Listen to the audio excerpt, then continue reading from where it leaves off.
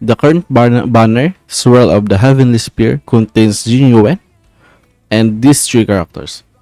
Well, the thing is, these three characters are probably one of the most important ones in the current game, because the current 4 stars that we have are not that insanely good in the current content, but characters like Tingyun can heavily affect, by that I mean heavily affect your team, and characters like Shusheng can deal insane amount of damage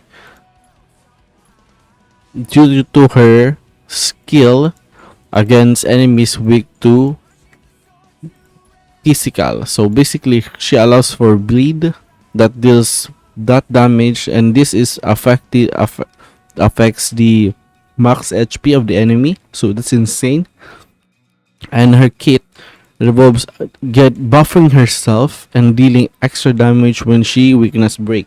So she's going to be a very good physical DPS unit that is a boss killer even in the long run. Okay, and the other character is March. March 7 is, if you have a few copy of her, since we got her for free, she's very lackluster or mid, but the moment you get one of this, you realize that out of all the 4 stars, she has one of the best Edelons in the game.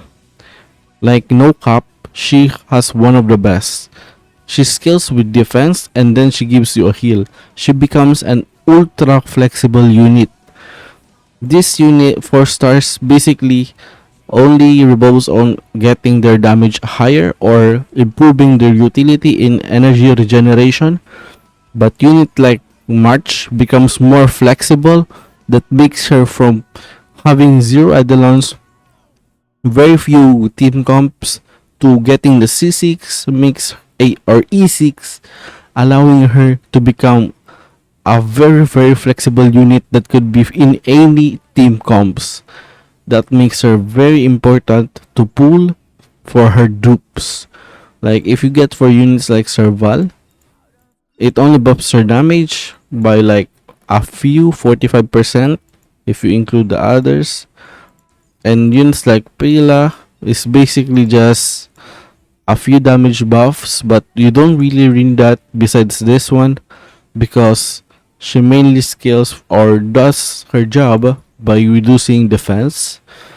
So units like that besides DPS, so characters like March are insanely valuable when you get her to higher Edelon. So the banner is cracked right now, right? This is very cracked. So you should definitely pull for this. And to finish that, just that as a quick review for the banner, I'm gonna clear up some misconception of, if I pull in this banner and I got Jing Yuan but I really want Kafka, does that make Kafka obsolete? The answer is no, because in this notepad that I wrote, you will need 2 DPS unit with the same combat type in the long run to clear Forgotten Halls or Chaos. So that's basically just a very quick explanation for that. The reason is, for example, we have a unit like Scylla. She's a Hunt and Quantum, right? The thing is, she mainly excels in single unit damage, right? And that in itself is very great, but against multiple enemies, she is very slow and not in doesn't do enough utility in breaking multiple units, right? But basically, her skill is very great and can wipe out entire mobs. But in the late game, I don't think that's gonna happen if you are free to play, right? Unless you got Bronya, right? So we're gonna still need units like Kinke for AoE mobs, a lot of AoE mob clearing, a lot of mobs that get summoned, like enemies like Bronya or Jeopard. They summon enemies that could potentially be weak to Quantum, right? So having 2 units of the same combat type but different path is very good to level up in the late game, especially in the long run. So I'm gonna show you an example. If we go for Forgotten Hall and see this enemy, right? Both enemies are weak for Quantum, so we can put Silly here and the other for Kinke. So they already fulfilled the role of breaking the enemy shield for breakness, right? That makes them a damage unit that isn't resisted by this enemy, right? The same thing happens is if we have Jing Yuan and the other for if this is Kafka, for example. I'm not gonna level Serval anymore since I'm still gonna pull for Kafka. So this would be Kafka's place if both enemies are weak to electric. So it doesn't make Kafka obsolete or make her a character that doesn't require to be pulled, right? Not to mention in the end game, we're gonna get a lot more of this enemies with two enemies in a single stage that requires two weakness of the same element, right? And these are mostly recommended for units that requires DPS. So units that requires deep or DPS that can break shield. Okay, so for example, units like Ting Yun, if the enemy is still weak, is resistant to Electro or characters like Bronya, you're still gonna put them in your team, right? So these are the units that ignores the combat type, and by combat type I mean this thing. This is the combat type or the elements if you really wish to name that.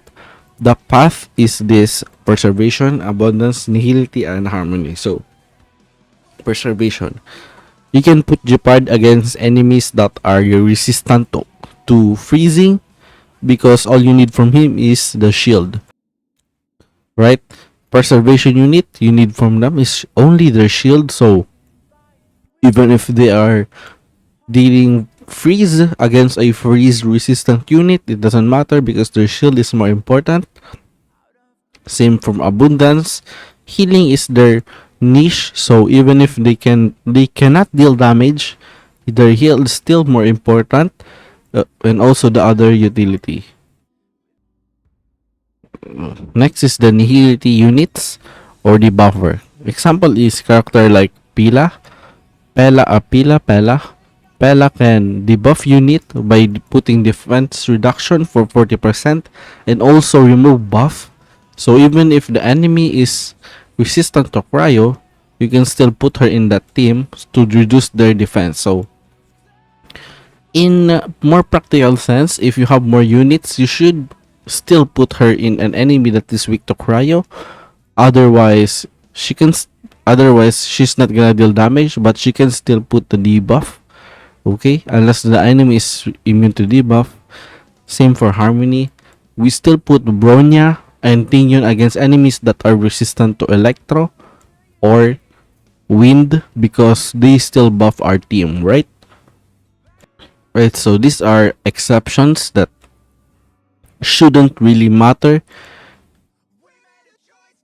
if we should pull them or not because of their combat type, whether they are quantum, electro, but because of their utility. Okay,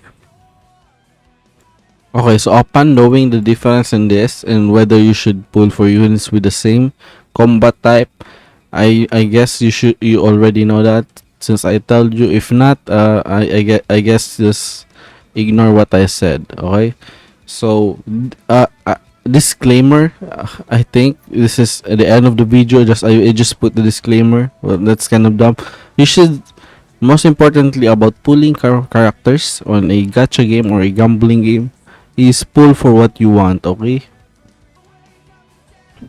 pulling for units that you like more or what you want is much more better and satisfying than pulling for characters that are meta, although you still should pull for characters that you currently need in order to progress the story. Otherwise, you're just playing the game for pulls and you're just wasting your money, okay?